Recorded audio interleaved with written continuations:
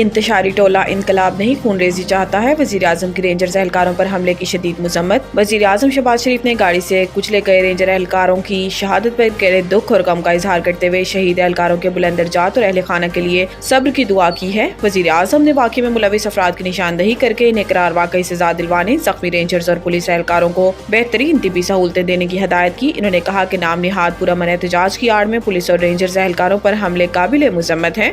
انتشاری ٹولہ قانون نافذ کرنے والے اداروں کو دانستہ طور پر نشانہ بنا رہا ہے۔ شہباز شریف نے مزید کہا کہ انتشاری ٹولہ کل پولیس اہلکار اور آج رینجرز اہلکاروں کے بچوں اور اہل خانہ کو جواب دہ ہے۔ انتشاری ٹولہ انقلاب نہیں خون ریزی چاہتا ہے، یہ پرامن احتجاج نہیں اور شدت پسندی ہے۔ وزیر اعظم کا کہنا تھا کہ پاکستان کسی بھی انتشار اور خون ریزی کا متحمل نہیں ہو سکتا۔ مذموم سیاسی مقاصد کے لیے خون ریزی ناقابل قبول اور انتہائی قابل مذمت ہے۔ مجھ سمیت پوری قوم شہید رینجرز اور پولیس اہلکاروں کو خراج عقیدت پیش کرتی ہے۔ آئینی بینچ نے پاناما اسکینڈل معاملے پر جماعت اسلامی کی درخواست نمٹا دی۔ سپریم کورٹ کے آئینی بینچ نے پاناما اسکینڈل کی تحقیقات سے متعلق جماعت اسلامی کی درخواست پر سماعت کی۔ سماعت کے دوران جسٹس مسرت حلالی نے کہا کہ پاناما میں ایک مخصوص کیس میں JIT بنائی گئی، علم نہیں پاناما اسکینڈل کے باقی مقدمات کدھر گئے۔ جسٹس مسرت کے ریمارکس پر جماعت اسلامی کے وکیل نے کہا کہ یہی ہمارا موقف ہے، باقی کیسز کی بھی تحقیقات ہونی چاہیے۔ اس پر ڈپٹی پروسیکیوٹر نیب نے کہا کہ نیب کو اس سلسلے میں کوئی درخواست نہیں دی گئی۔ جسٹس جمال مندوخیل نے کہا کہ نیب کسی معلومات پر بھی ایکشن لے سکتا ہے۔ جسٹس مسرت حلالی نے کہا کہ نیب کا اختیار ترامیم کے بعد کم ہو گیا ہے، نیب نئی ترامیم کے مطابق ہی معاملے کو دیکھ سکتا ہے۔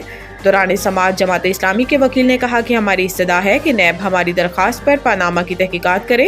پاناما پر مشترکہ تحقیقات ٹیم بنانے کی مثال موجود ہے۔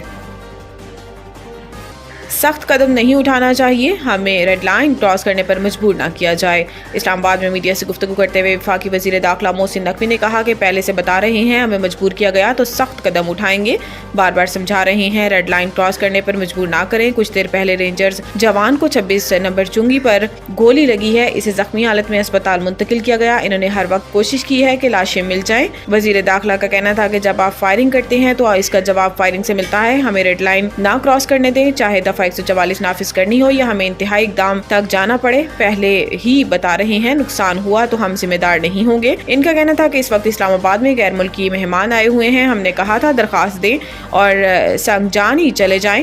ڈی چوک پر جس نے بھی جلسہ کیا کبھی اجازت نہیں ملی۔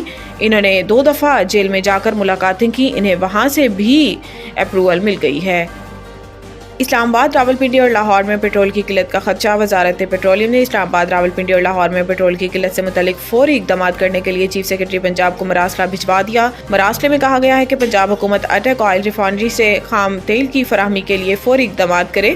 مراسلے میں مزید کہا گیا کہ ریفائنری کو خام تیل کی فراہمی اور وہاں سے پیٹرولیم مصنوعات کی سپلائی بھی رک چکی ہے، معاملہ فوری حل نہ کیا گیا تو پیٹرولیم مصنوعات کی قلت کا خدشہ ہے۔ چیف سیکرٹری کو بھیجے گئے مراسلے میں یہ بھی کہا گیا کہ راستوں کی بندش سے جڑواں شہر اور لاہور اور بندی سے جڑواں شہروں اور لاہور میں پیٹرولیم مصنوعات کی سپلائی نہیں ہو رہی۔ راستوں کی بندش کے باعث فیول ٹینکرز مختلف شاہراہوں پر رکے ہوئے ہیں۔